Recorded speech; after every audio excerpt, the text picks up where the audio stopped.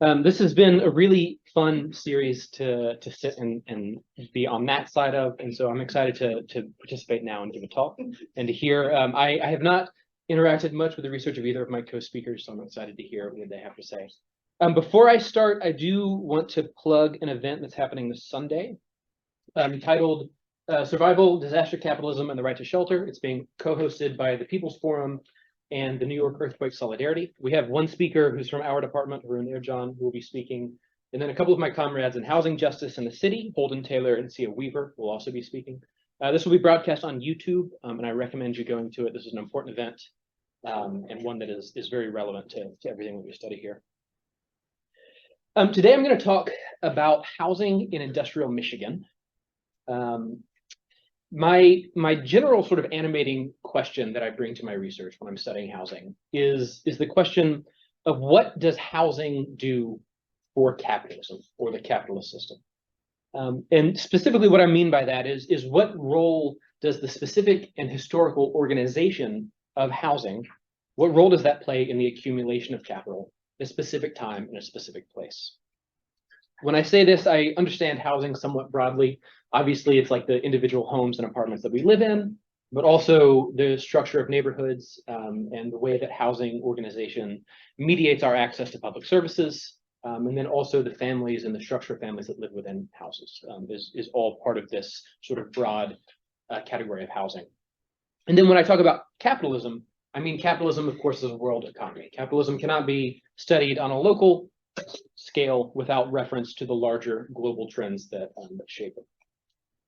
And so when I discuss housing in industrial Michigan, the reason that I look at industrial Michigan is because there was a very significant change in the relations of production during the Fordist era that initiated in industrial Michigan and then was spread throughout the world. You see references to Fordism throughout the world, throughout the 20th century in France and Italy, and also in the global South. And so it's my intuition that a great change in the relations of production will be accompanied by changes in the structure of housing. That is, in fact, the organization of housing, I believe, is foundational to the reorganization of production. So there's an anecdote that I want to start with that I think captures this tension pretty well. In the mid-1960s, there was a massive influx of Arab immigrants to Eastern Michigan.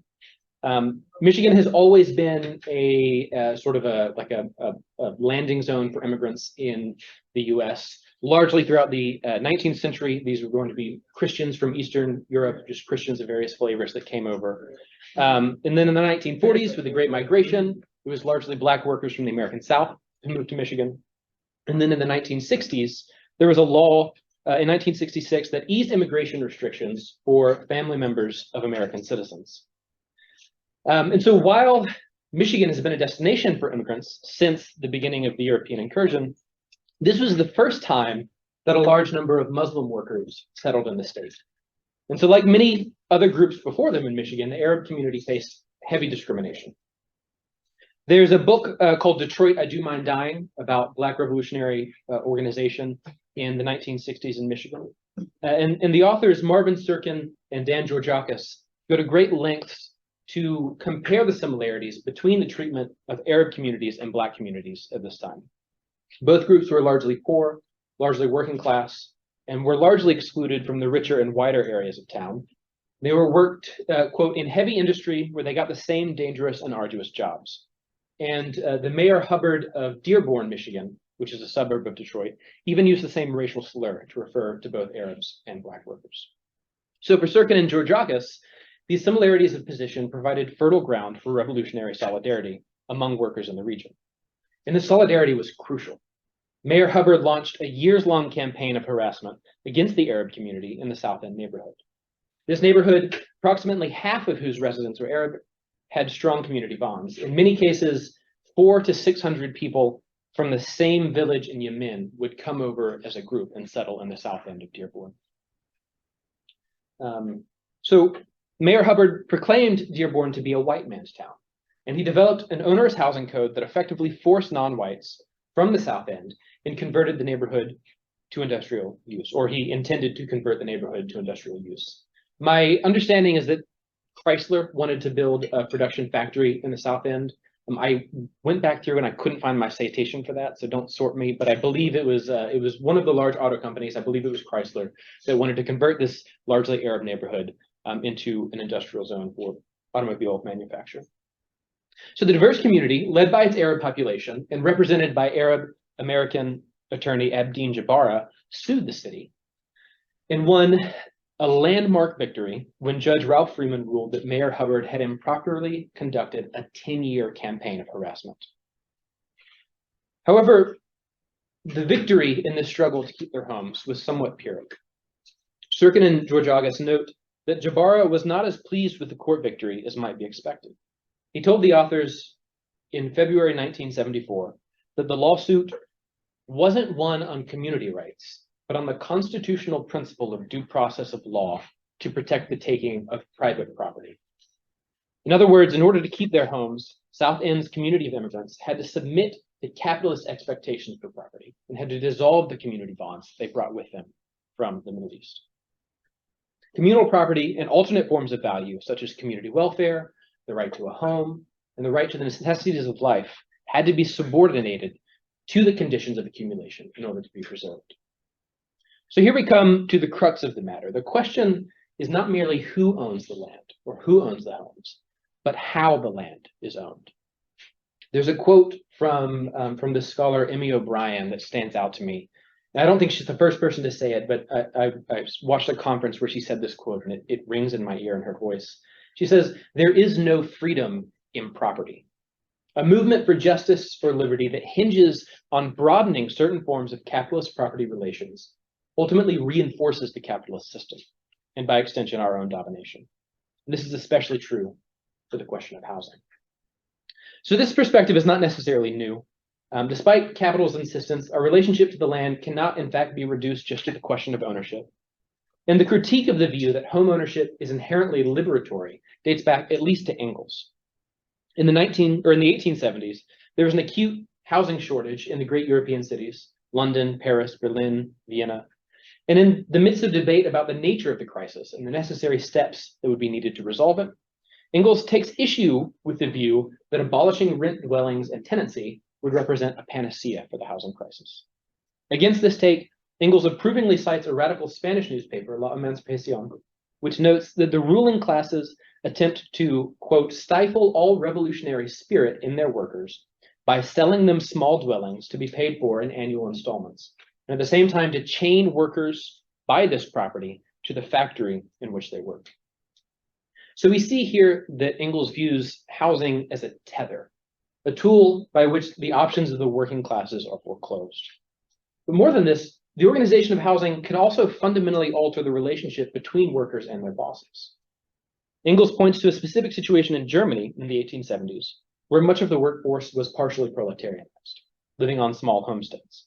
And I'm going to quote the Engels piece, The Housing Problem, at length here, because it's worth seeing his explanation of this.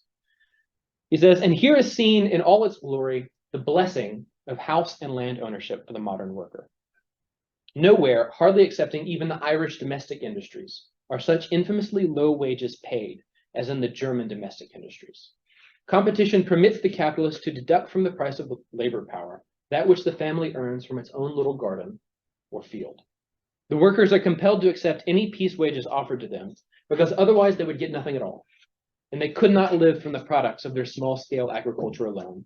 And because, on the other hand, it is just this agriculture and land ownership which chains them to the spot and prevents them from looking around for other employment." So we see, in addition to limiting the movement of workers and forcing them to accept the work that is offered, housing in certain configurations can act as leverage against the worker. Housing here operates as a mold that patterns the price at which labor power is reproduced. The value of labor power is subsidized by an increase in the uncommodified sphere of reproduction that accompanies the sort of peasant-light homeownership that Engels describes in Germany. So coming back a little bit closer to home, we can see this dynamic and these tensions play out in various ways in the history of American working class housing. The rise of Fordism in Eastern Michigan in the first decades of the 20th century saw not just a transformation in the workplace, but also a radical transformation in the organization of families and housing. Popular portrayals of Fordism often emphasize the de-skilling of labor But it would be more accurate to say that Fordism created a new stratification whereby a massive unskilled labor became balanced by a small group of highly paid engineers and managers. Ford is famous for his $5 day, where he more than doubled the salary of his employees. But as Smith and Wallerstein note, this was never generalized to the entire working class. Rather, in a process similar to what Marianese terms housewifeization, the so-called family wage that pushed wives into unpaid domestic work was reserved for the upper echelon of working families. In the lower classes, women were required to continue working either by taking in laundry, taking in boarders, or finding jobs outside the home. This supplemental informal income allowed for the wages of the family's male workers to remain depressed. And Wallerstein has a concept for this. He refers to the basic unit of analysis in the world system being the household, which is an income pooling unit, whereby wage labor and also supplemental income and subsistence labor are pooled in order to sort of work out what the value of that labor will be that comes out of the household. So the transition from predominantly craft production to a system of stratified laborers was mirrored by a shift in how workers were housed. Whereas previously, corporations had often utilized a company town model, where all employees lived in homes owned by the firm, General Motors and Ford began promoting homeownership. Under the Modern Housing Corporation in the 1920s, and later the Ford Motor Company, or the Ford Motor Credit Company, the two biggest auto manufacturers began to either build and sell homes to their employees, or to finance the mortgages of their employees. General Motors especially, as it employed almost 50% of the residents of Flint, Michigan, used its way to divert public funding and services, such as schools, community centers, golf courses, and even the construction of sidewalks. They were able to divert these services to areas where its highly paid workers lived, and ensuring that other neighborhoods were underfunded and underserved. So this $5 day and homeownership was promoted on a deeply unequal basis. Ford famously employed a team of sociologists to spy on his workers to ensure that they maintained a certain moral standard in their private lives. And General Motors had strict rules about who they would sell their homes to. Only people with certain jobs, certain marital or family status, and certain demographic characteristics were allowed. These policies were explicitly about class formation, and racialized groups and certain types of low-skilled laborers were relegated to an underclass, largely located in slums outside the reach of public services. So there's this sentence in Capital Volume 1, where Marx is referring to the money commodity, and he has we're going to get back to housing, but there's an interesting note here that I think is important. Marx refers to the money commodity having obviously the dual nature of commodities that all commodities have. You have the exchange value and the use value.